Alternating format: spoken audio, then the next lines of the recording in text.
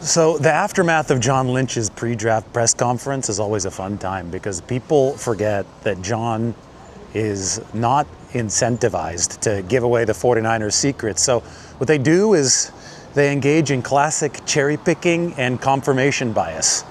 They find exactly the line that supports their prediction or their desire about this NFL draft from John Lynch's press conference and say, see, this is why I'm right. This is why the 49ers are going to do what I think they're going to do. The only problem is that John Lynch virtually said every single possibility today. He talked about the 49ers drafting based on traits. So obviously somebody like Shamar Stewart would fit that category. Talked about the 49ers needing to see college production. Obviously somebody like Shamar Stewart, who only averages a sack and a half per season, wouldn't fit that category. He talked about best player available.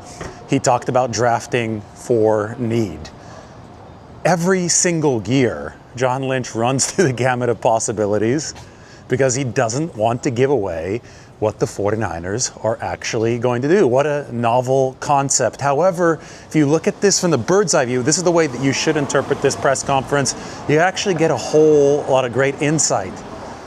I think the top piece of insight came when John Lynch was discussing the 49ers and their cohesion entering this NFL draft and how important cohesion is for this team. All the scouts are going to be flying into the Bay Area this week. They're on the road over the majority of the year, but during the draft, the scouts find their way to Santa Clara because the entire organization is in the same spot. It is the collective weight of everything the 49ers are doing. And John said, and this is as close to an admission of why stuff in the past that has gone wrong. He said, whenever the 49ers are operating cohesively, when there is consensus amongst the 49ers, they have drafted well. The draft picks that they would like to have back have typically come when there hasn't been consensus. So I wonder which draft picks exactly he was talking about, but the fact that it was massive last season and it was a successful 2024 draft means the 49ers can apply the same principles here in 2025. You might be able to tell walking down through Chinatown. I could flip the camera around now and we can look down iconic California Street. These are the cable car tracks. You can even hear them in San Francisco. All the way down there to Embarcadero Ferry Building. You can probably see the Bay Bridge in the distance. Why don't we see where we just came from? It's a beautiful night in the city. I was just walking down Grant Street and I said, the sky is so beautiful. It's a little chilly, but we have some NFL draft stuff to talk about, so we can continue walking as I move toward the financial district. Anyway, John Lynch today talked about the best player available versus drafting for specific needs. Have a listen to his comment on this matter. I think the most important thing, I think anybody, and yes, there's certain teams that don't draft to need, and that's a core philosophy of theirs, that they're not going to let need ever enter the. I think they believe that, but they're not always doing that. You have to address your roster at some point, but I do know that especially in the first round, we have a relatively high pick. You can't go wrong picking a quality player, and if that isn't like a glaring need on your team, that's all right, because this guy, this player is going to end up playing for you and contributing and hopefully moving the needle. And so I think you have to. It's a fine balance between drafting towards need, especially when you're drafting up high. I think you got to be cognizant that you can't go wrong taking really good quality players. We could talk a little bit more about cohesion, because John had a great anecdote. I hadn't heard this one before. This referred back to his time in Tampa Bay after he was drafted, and it took John Lynch a few years to earn a starting position and truly establish himself as a good player.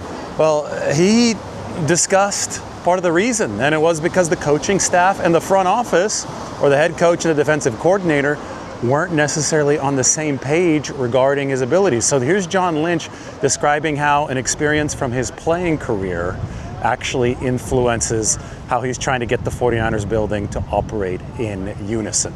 I always tell our scouts, I always tell our coaches, I was a byproduct. I ended up having a decent career and ended up being able to, play 15 years. But for the first 2 years, I struggled to get on the field. And I didn't know at the time, and I take some full accountability for, not being good enough at that time. But I was thinking to myself, I left a baseball opportunity to go to the worst organization in football, and I can't get on the field. What's wrong with me?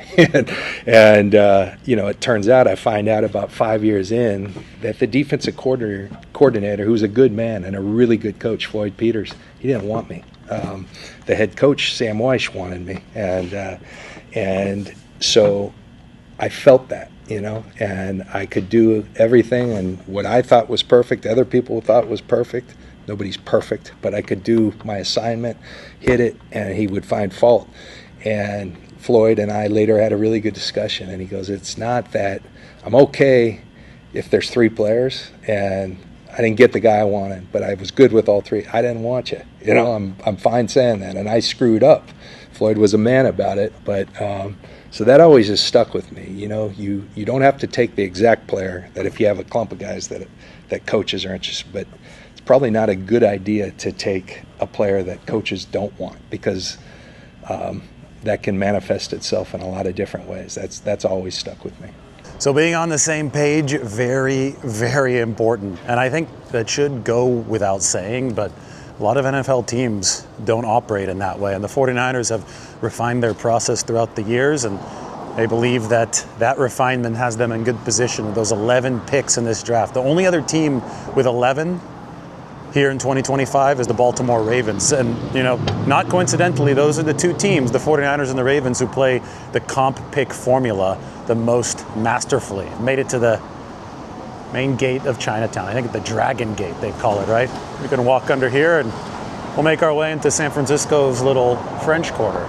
People don't realize there's a French Quarter right across the street from Chinatown. We've got to cross over Bush right here and continue moving as we talk about what we learned from John Lynch. One thing was really cool. I thought that his description of what the 49ers look for at the edge rusher position was very insightful.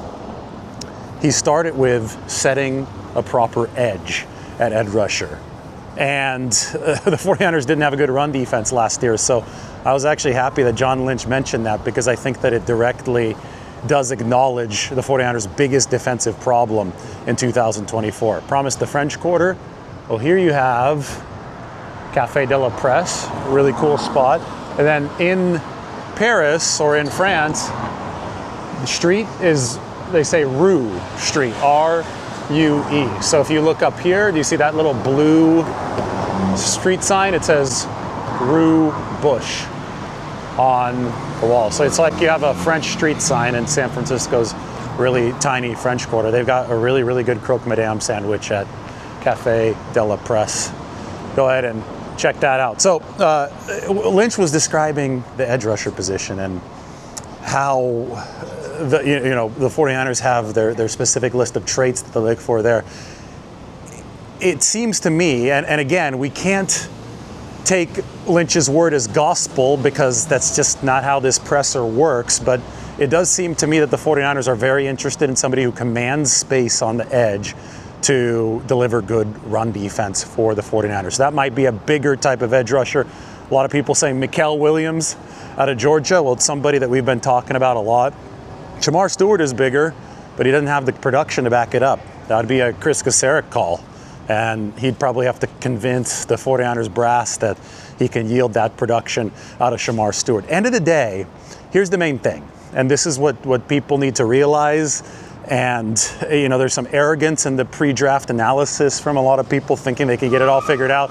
John Lynch cited John Madden, who would say during telecasts, as they're getting ready in the production truck, you could have the greatest plan in the world, but once the game starts and stuff goes off script, you've got to be ready to improvise. You have to be ready to think on your feet. It's the same thing with the draft. People think that they've got this all figured out.